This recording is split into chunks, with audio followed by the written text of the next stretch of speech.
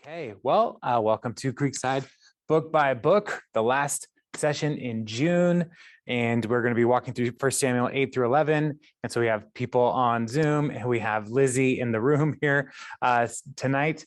And so it's going to be a interesting split. The last couple of weeks, there have been more people here and then fewer people online. So what a fun experiment in time we live in. This section is going to be making the switch from Samuel's story into the kingship, the monarchy. And so this is an important part of the whole narrative of 1 Samuel, because as we have been walking through, like, God's design has been to be the king of the people of Israel. He wants to be their leader. And so he's been raising up, the priests were supposed to be the primary mediators between God and the people. But then the judges would be raised up as well. They would have the Spirit of the Lord would fill them, and they would lead in seasons. And Samuel has been serving as a prophet and a judge for the people of Israel. And so it has been his leadership for the last several years after the family of Eli has collapsed. So this is going to be that transition, because Samuel is getting old, is where we jump in on this story here. So verse 1 says, when Samuel grew old, he appointed his sons as Israel's leaders. The name of his firstborn was Joel, and the name of his second was Abijah.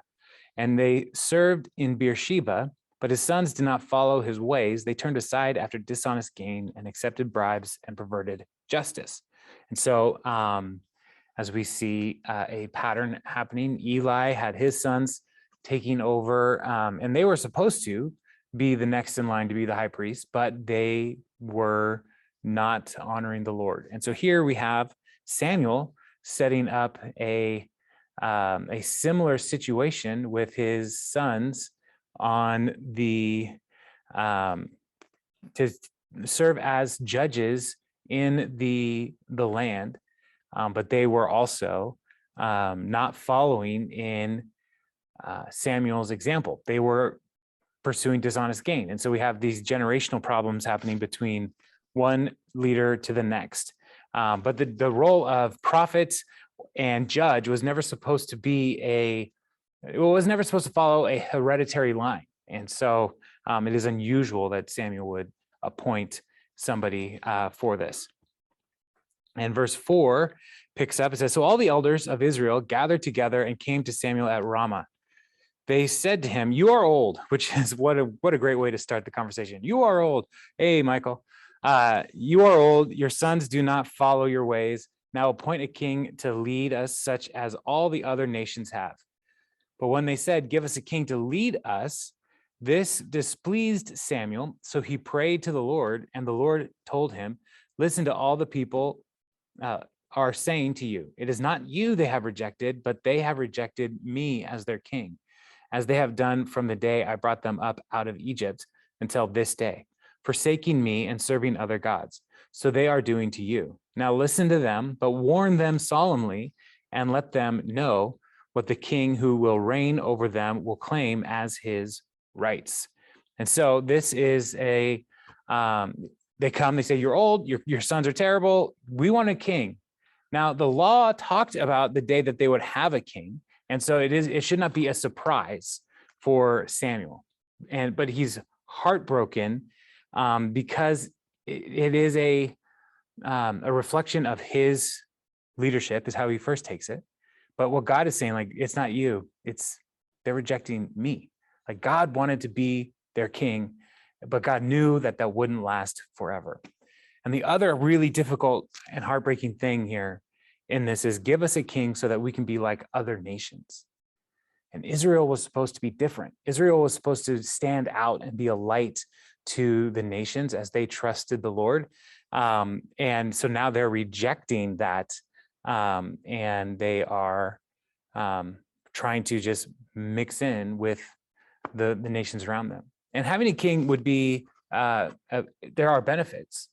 part of the challenge is there's all these nations that are becoming more powerful, bordering the people of Israel. And so having a king would actually give them a focus in leadership that they don't have now. And it would help them to be able to put together a military that would defend the nation. Right now, it's just tribes are kind of banding together as best they can. And so they're feeling a pressure to try to preserve themselves. So it's not all bad what they're doing, but what the Lord wants them to realize is they have not thought through all that they are asking for. And so he says, tell them all the things that the king will claim as their rights. And so we pick up in verse 10.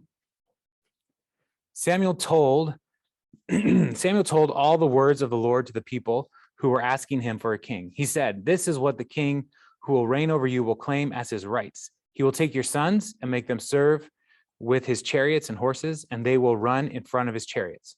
Some he will assign to be commanders of thousands and commanders of 50s, and others to plow his ground and reap his harvest, and still others to make weapons of war and equipment for his chariots. He will take your daughters to be perfumers and cooks and bakers.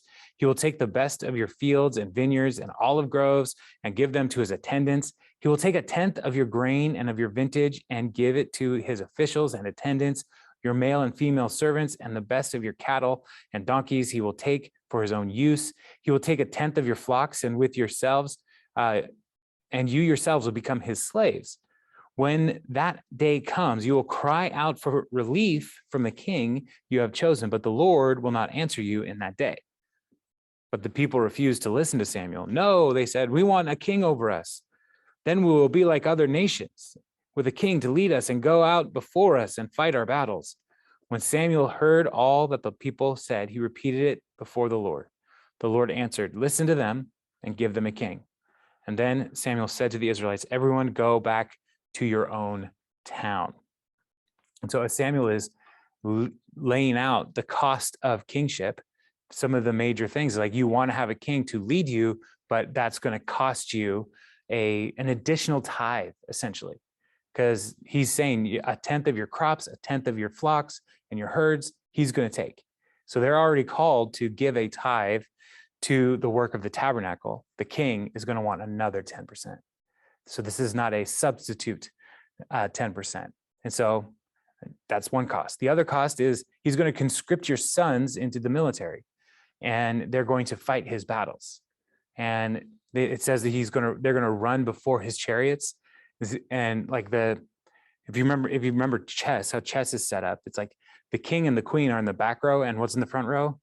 It's all the pawns. All your kids are going to be pawns for the king. And so he's not painting a pretty picture of what the kingship is going to bring to the people. It's going to cost them dearly. Their land he will come and take. And all of the things that we see in Samuel's description here actually come to pass in different degrees throughout the different kings in Judah and Israel. They're going to have these kings who will come and just take their land. And because they're the king, they have the right. And so he lays it all out there, and they say, yeah, that sounds great. That's what we want. And so again, Samuel prays, and God's like, give them what they want. Let them have the king that they want.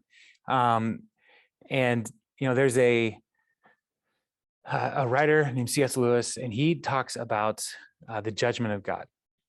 And one of the things he says is hell is when, like so often we pray, like, Lord, your will be done. And that's in heaven, it's where the Lord's will is being done, like perfectly in eternity, in God's design for his followers.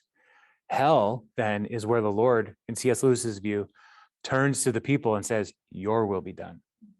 And the people our will as humans leads to destruction. And so this is kind of one of those moments where the Lord hands them over to their own desires, hands them over to their own judgment, because the kingship is going to bring pain. And so he's letting them go in that path. And so Yeah, so it is not a pretty picture. And Samuel basically says, all right, everybody, Lord told me we can do this. Everybody go home. We don't know who's going to be king. I mean, they wanted a king right that day. We don't know. But Samuel sends everybody home, and we're like, okay, if you stopped right here, if you're reading a chapter a day, you stopped right here, it's like, that's weird. Like, what's going to happen? And then we get this shift in the story. And that's one of the fun things about the book of First Samuel as we've been walking through. It's like, here's Hannah, and she prays to have a kid, and God gives her a kid, and that's great. But then we get, and she brings him to the tabernacle when he's weaned.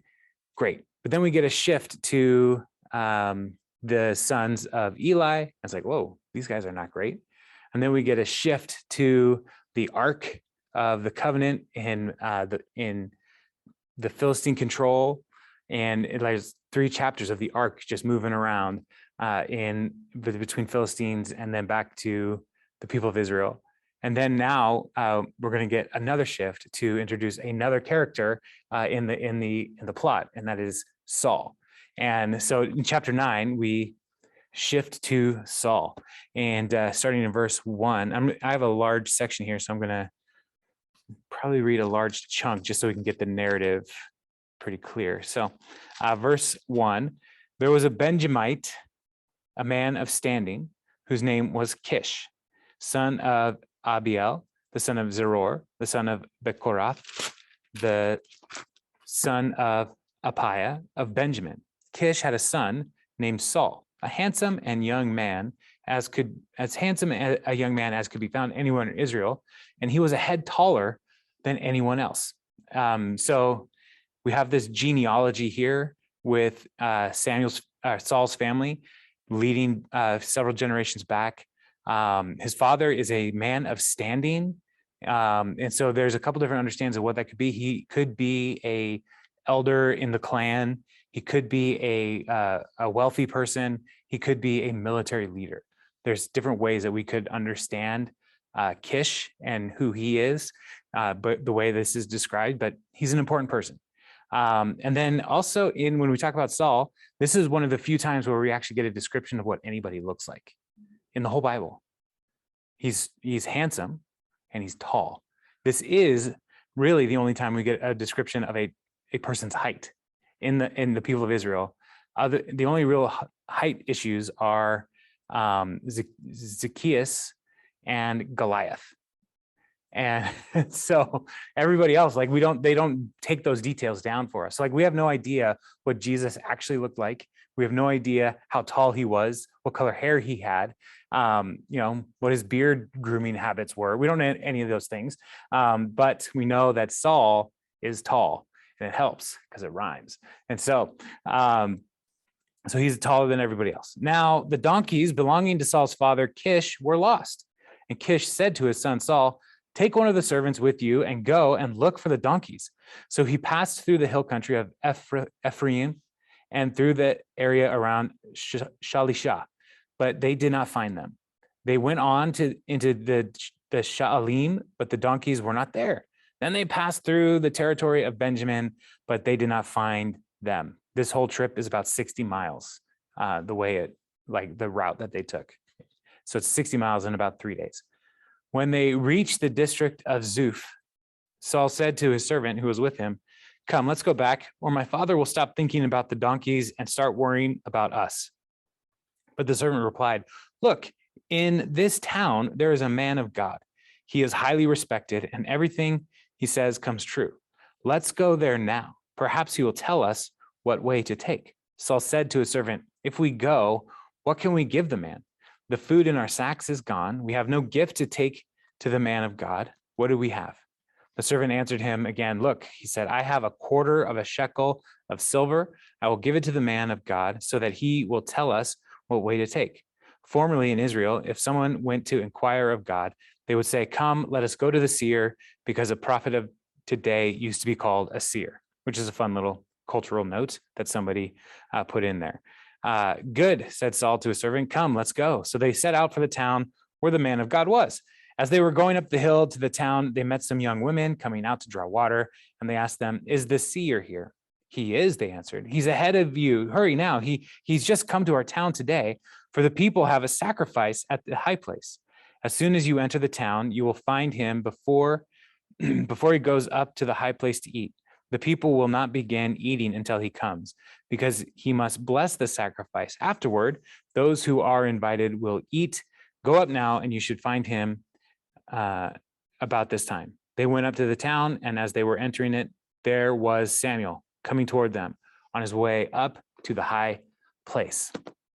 All right, so there's a lot going on here, but as we're thinking through geographically, Judah is in the southern part of the kingdom, and then Benjamin is a small little tribe just north of Judah. And so it is, as we think back to the book of Judges, there was a civil war between the tribes and the tribe of Judah. And so they had almost obliterated the tribe of Judah. And so they were diminished in so many different ways. And now they're like rebuilding. And so like Saul's father is a man of standing, like they're rebuilding their wealth, their status, but they're still considered an insignificant tribe. They're also the youngest son of Jacob, the tribe of Benjamin. And so they are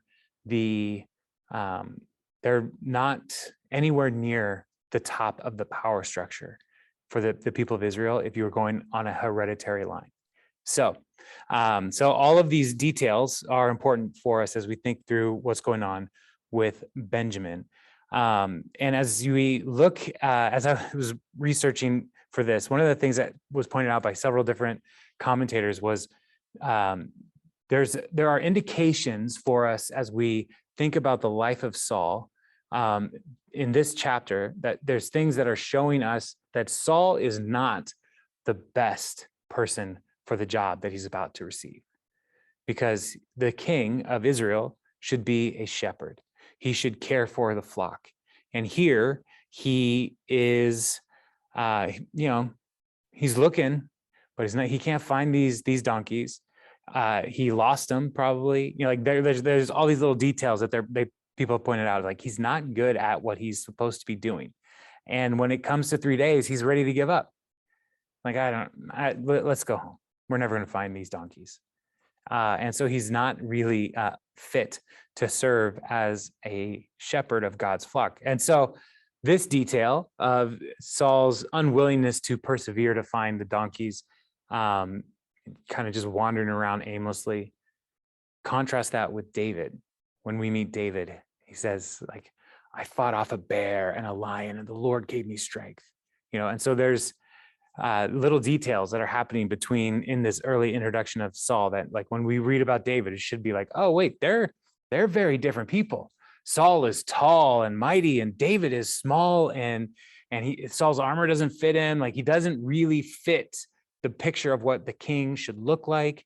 When it's time to anoint David, a son of Jesse, David isn't even invited in to come to the parade of sons to bring before Samuel.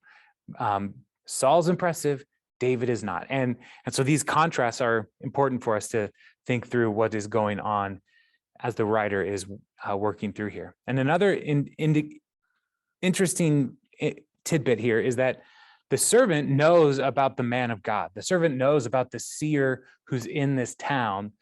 Saul has no idea. He's completely ignorant of that there's a seer here. And this is probably Ramah.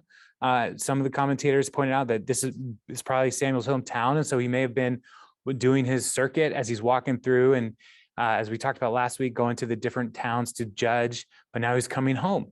And there's a high place with where, later on, the high places are going to be a problem.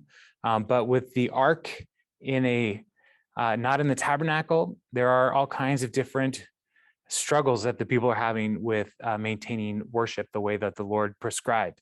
And so Samuel's going to make this offering here, but Saul doesn't really know anything about the seer, about a prophet. He thinks he needs to pay the man to give a word, for them, but nowhere in the Bible do God's prophets accept payment for their work.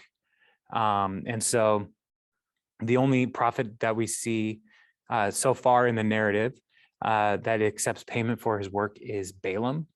And Balaam was called by the king Balak to curse the people of Israel. And he was motivated by money.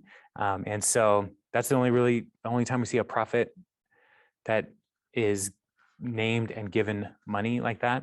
And so that is another interesting thing. Saul really doesn't know the things of God, doesn't know the ways of God. And so we are being introduced to his shortcomings early on, which is funny because he's a tall person. So then when they go, the servants are like, hey, I've got this quarter of a shekel, which is about a week's wages. Got a quarter of a shekel. Let's pay him this and maybe he'll take it. And so they go to the town and there's the women who say, yeah, he's here. Go and hurry up. You might find him. He's come to bless the sacrifice. And this is another just interesting note. This is the only time we ever see that phrase, bless the sacrifice. Like priests weren't really supposed to, they weren't blessing the sacrifice, they were offering the sacrifice. And so what kind of sacrifice is this? Is probably a fellowship offering that the town is having as a way of celebrating God's goodness, maybe the completion of a vow, something like that. So Samuel's there as a prophet and serving in the role of a priest, and he blesses the sacrifice. All right, so they run into each other. It's kind of one of those like moments, and when you read this, like watch a movie where it's like, wow, all of these moments are happening at just the right time. How good, what a great story. And here the Lord is coordinating the timing of all of these things to get to this moment where he's going to introduce Samuel to the king that he's going to anoint to be the first king of Israel. So verse 15, now the day before Saul came to the Lord had revealed this to Samuel. About this time tomorrow, I will send you a man from the land of Benjamin, anoint him ruler over my people Israel. He will deliver them from the hand of the Philistines. I have looked on my people, for their cry has reached me. When Samuel caught the sight of Saul, the Lord said to him, this is the man I spoke to you about. He will govern my people. Saul approached Samuel in the gateway and asked, would you please tell me where the seer's house is? I am the seer, Samuel replied. Go up ahead of me to the high place, for today you are to eat with me, and in the morning I will send you on your way and will tell you all that is in your heart. As for the donkeys you lost 3 days ago, do not worry about them. They have been found. And to whom is all the desire of Israel turned? If not to you and your whole family line. Saul answered, but am I not a Benjamite, whom from the smallest tribe of Israel? And is not my clan the least of all the clans of the tribe of Benjamin? Why do you say such a thing to me? Then Samuel brought Saul and his servant into the hall and seated them at the head of those who were invited, about 30 in number. Samuel said to the cook, bring the piece of meat I gave you, the one I told you to lay aside. So the cook took up the thigh with what was on it and set it in front of Saul. Samuel said, here is what has been kept for you. Eat, because it was set aside for you, for this occasion, from the time I said, I have invited guests. And Saul dined with Samuel that day. So all of these things, God is coordinating these events. And so we get told here that the Lord told Samuel exactly what was going to happen. And the way it is said that the Lord revealed this to Samuel is I wrote it down. It was so interesting. Oh, maybe it's gone. He opened Samuel's ear to tell him this. So when it says he revealed this to Samuel, it's like he opened his ear. And so I just found that as an interesting way of phrasing this. But so right away, Samuel says, like, I'm the seer you're looking for. I'm going to tell you everything that's going on in your heart. Don't worry about the donkeys. You know what Samuel didn't get in this? Any money. Like they didn't even get to the point where they would try to give him money to get a prophet, or to get the prophet to give them a word, right?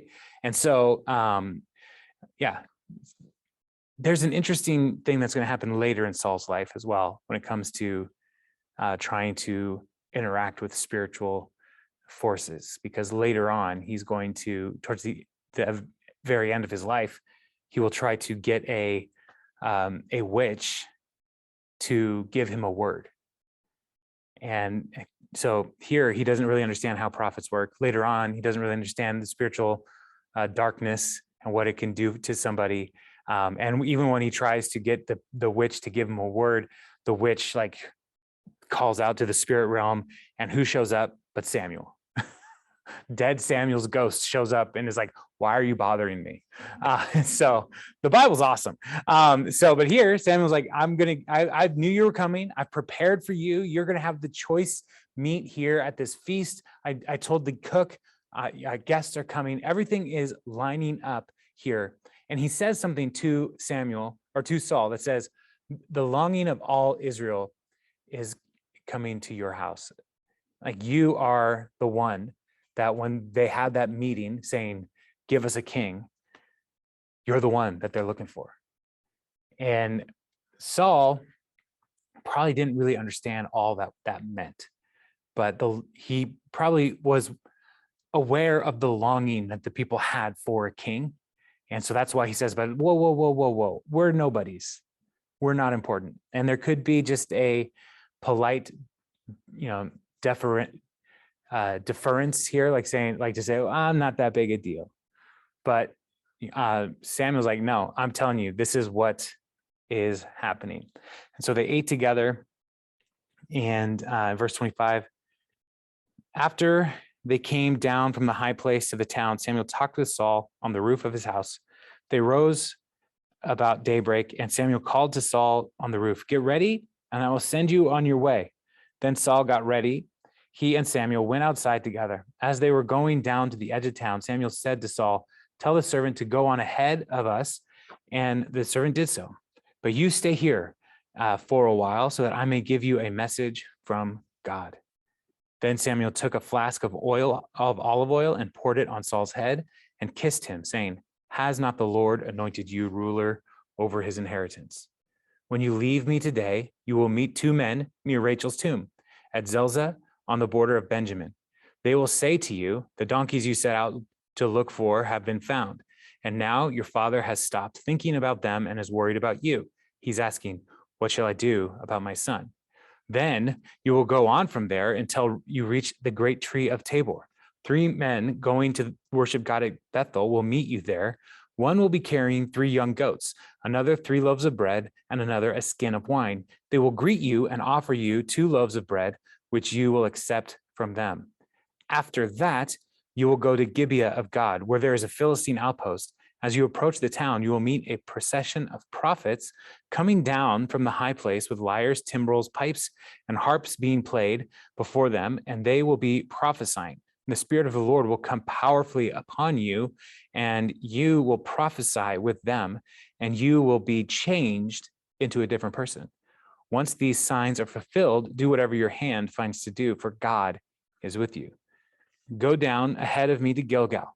I will surely come down to you to sacrifice burnt offerings and fellowship offerings, but you must wait 7 days until I come to you and tell you what you are to do.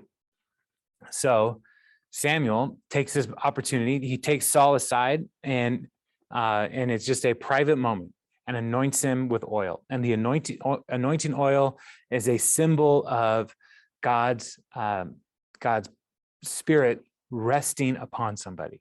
And so at this point, the anointing is even is a prophecy of the Spirit actually filling him. But he anoints him with oil. And it's not just the little like cross on the head like we normally do in our churches. It's like, I'm going to dump this oil on your head. And so there's a bunch of oil coming down to Samuel's head, or Saul's head. And then he starts saying, like, you're going to find these guys. They're going to tell you the donkeys are found. You're going to run into these other people, and they're going to be carrying these goats and loaves of bread and a skin of wine. and you'll accept those from them. Then you're going to run into these prophets. He's giving him 3 signs to confirm that God is calling him.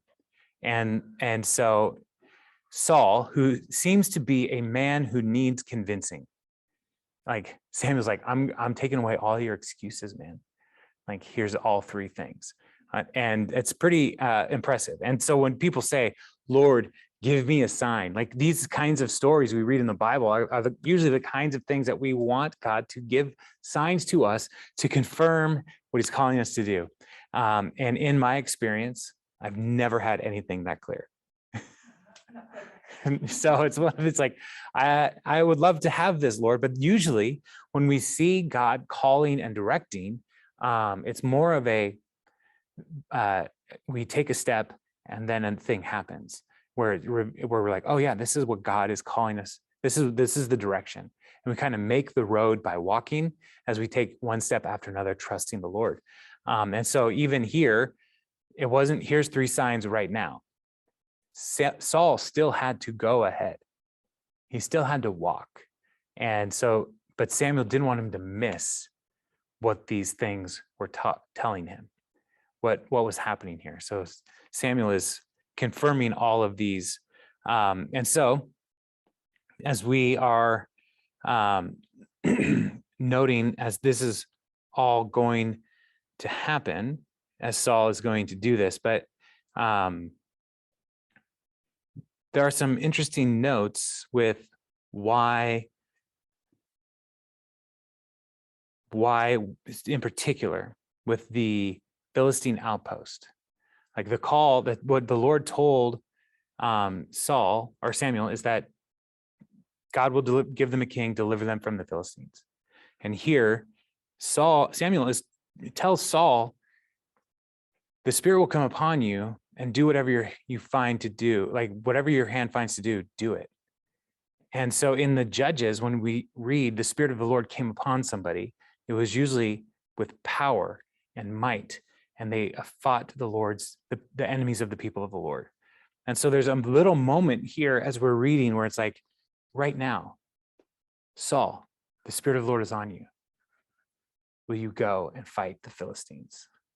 And he doesn't, just FYI. So, but he is going to fight the Philistines later. But here early on, he's right there with that school of prophets.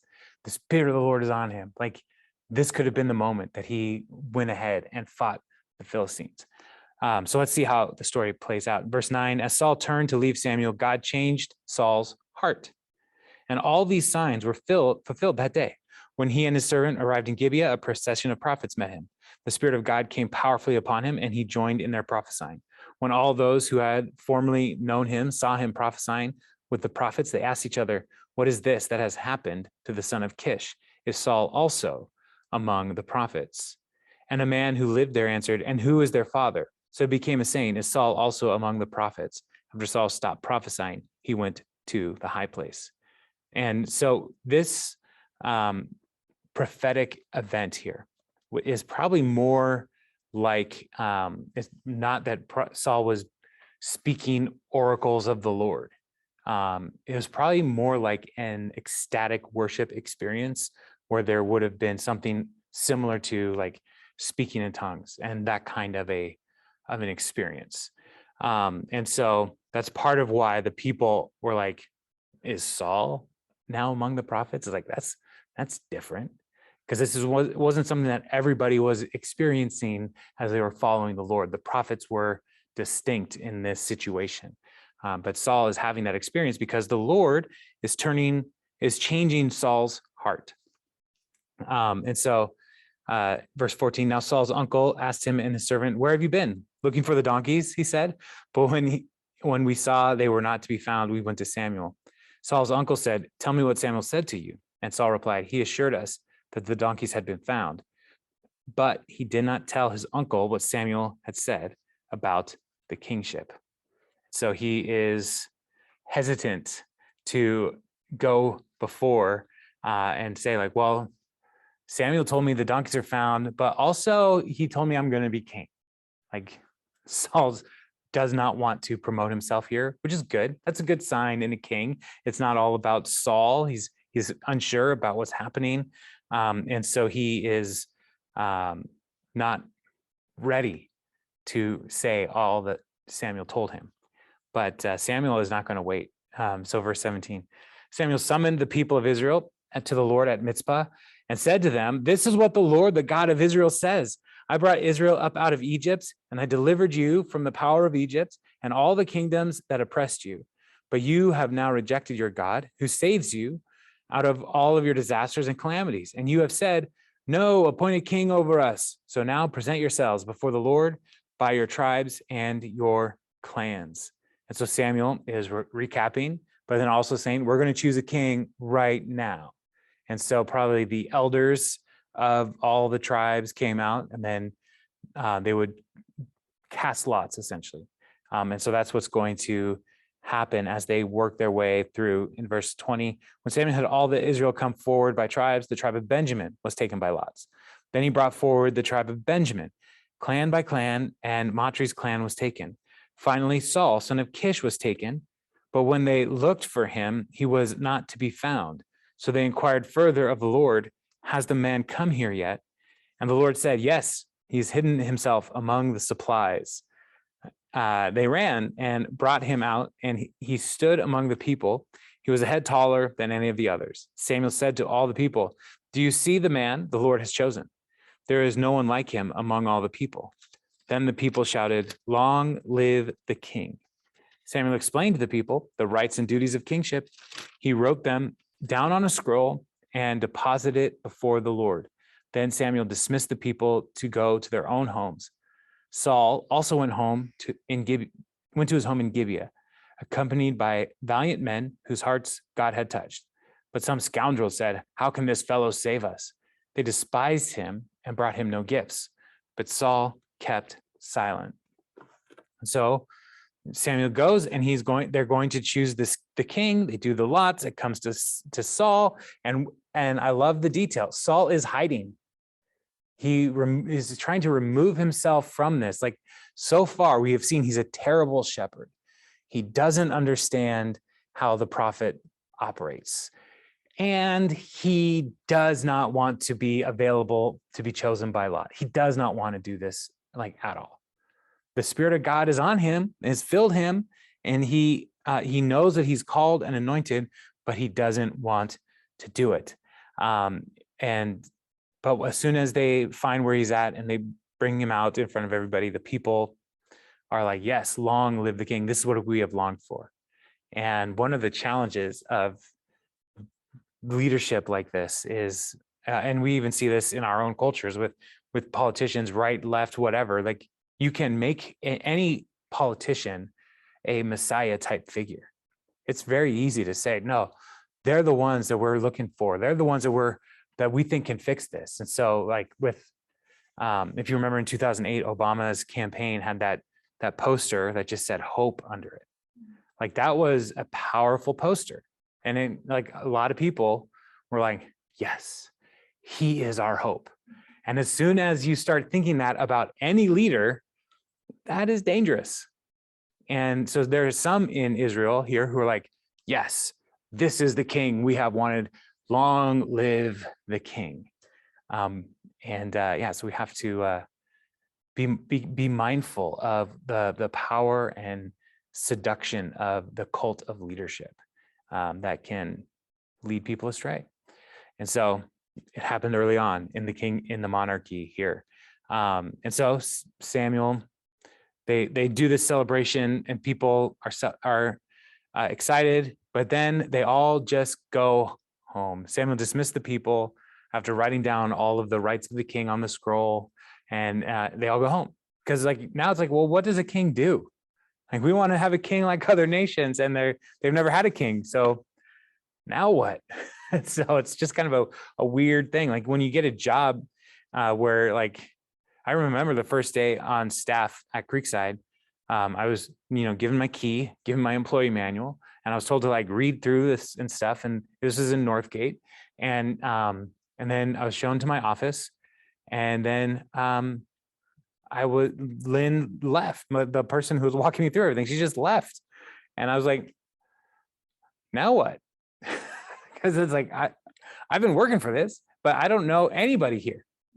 I don't know anybody at the church. I didn't know anyone. I didn't know who to call. So I just got out my church directory and started looking for people who I had met in the interview process, because I knew some of them had kids.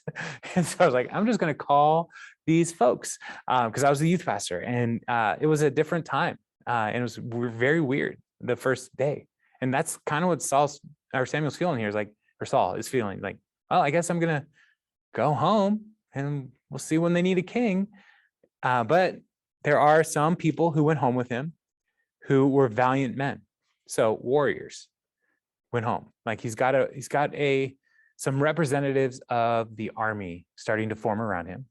But there were scoundrels who said, how can this fellow save us?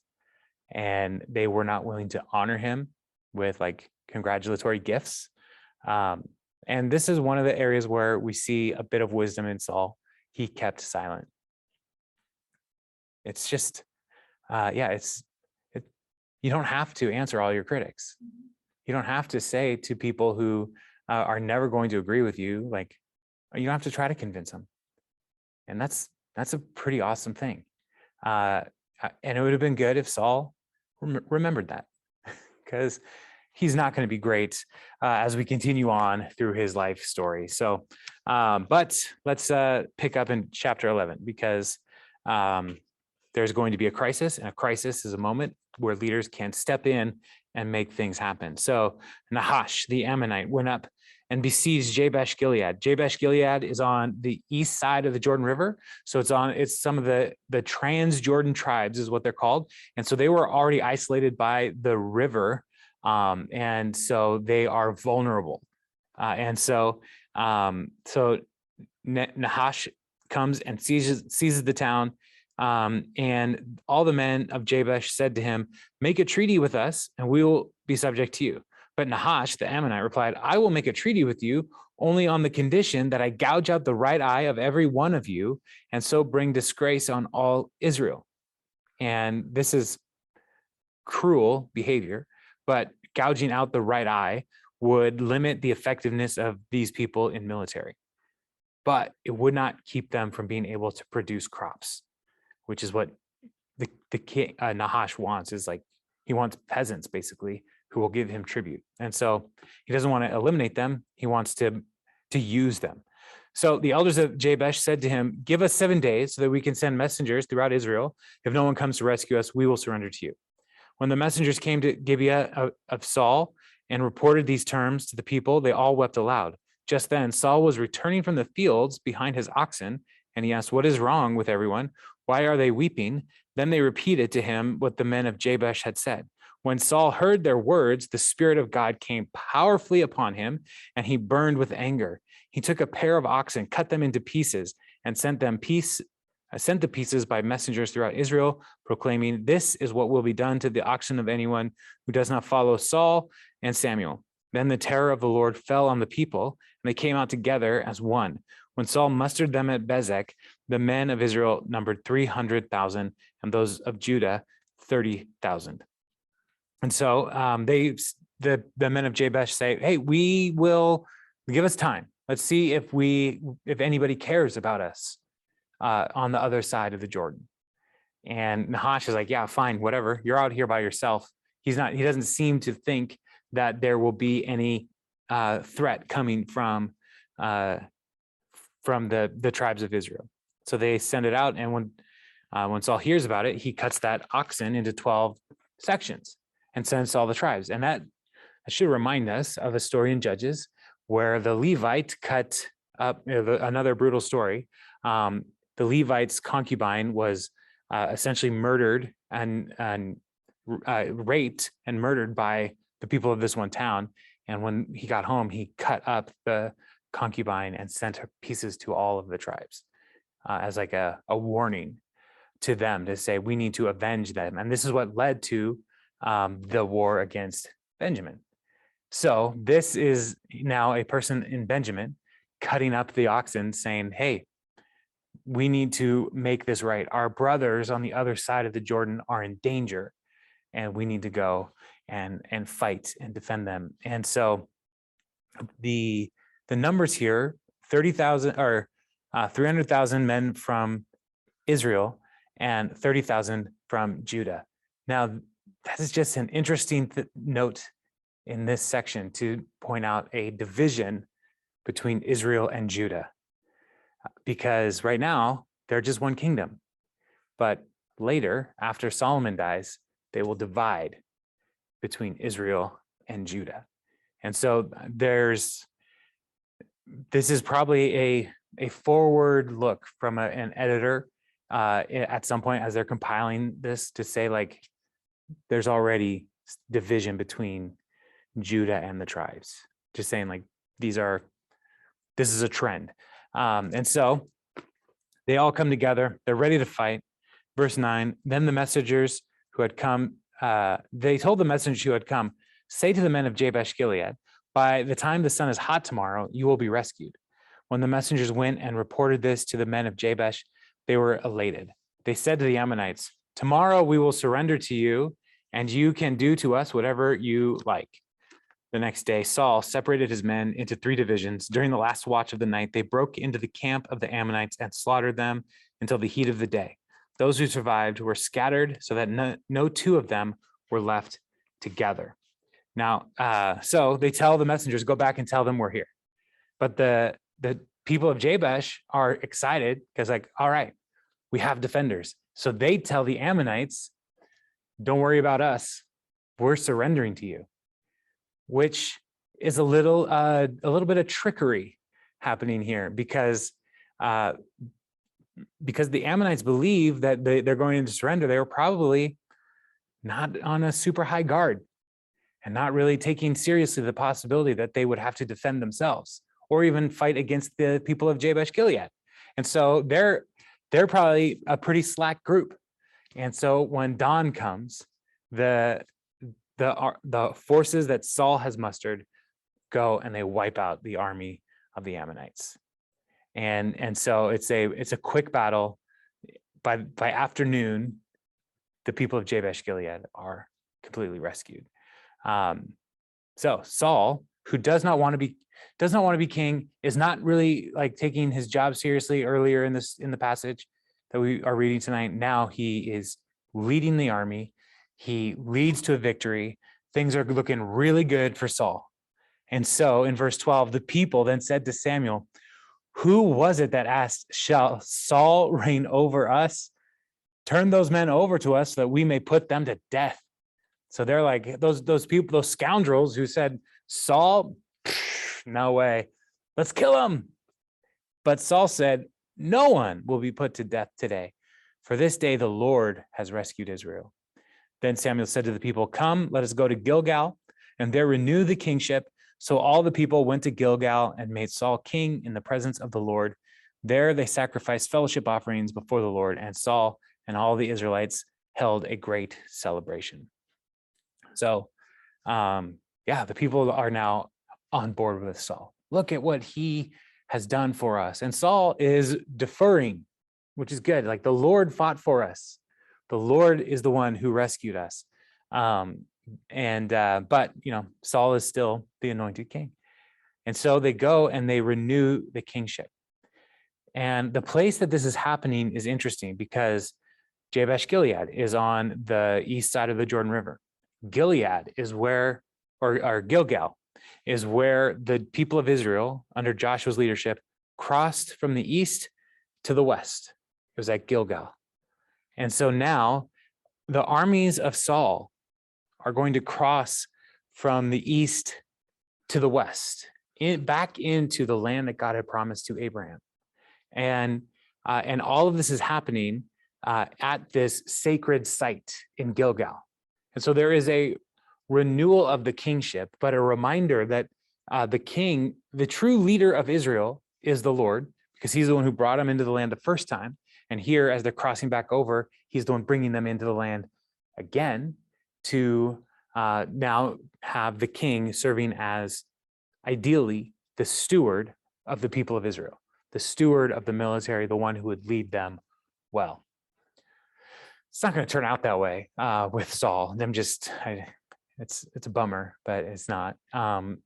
But here we have a moment where the monarchy has an opportunity to reflect the Lord well. And it's happening at this sacred site at Gilgal. And so that's where we're going to stop tonight. Yeah,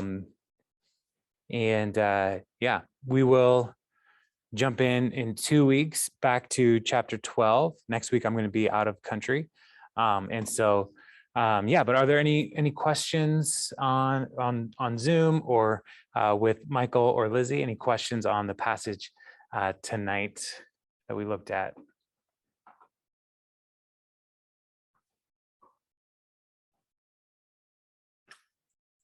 All right, cool.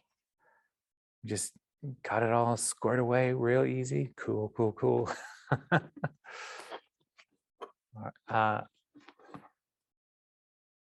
Well, great then.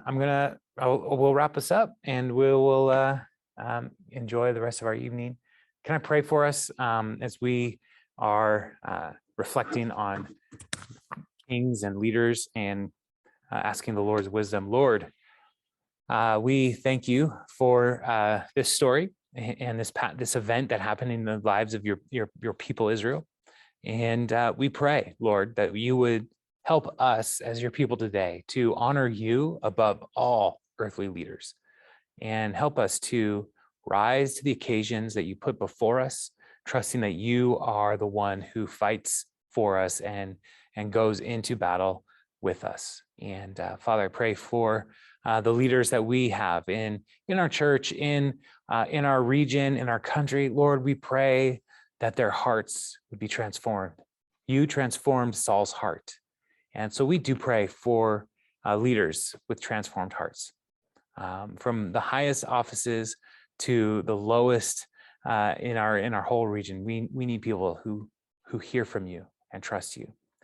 So we ask that for your glory, Lord. Amen. Amen. All right, everybody. Well, have a great week, great 2 weeks. I'll see you in the future. I can't do math, whatever 14 days from now is. So, all right. Bye. All right. Bye, Jason. Safe travel. Thank you. Bye.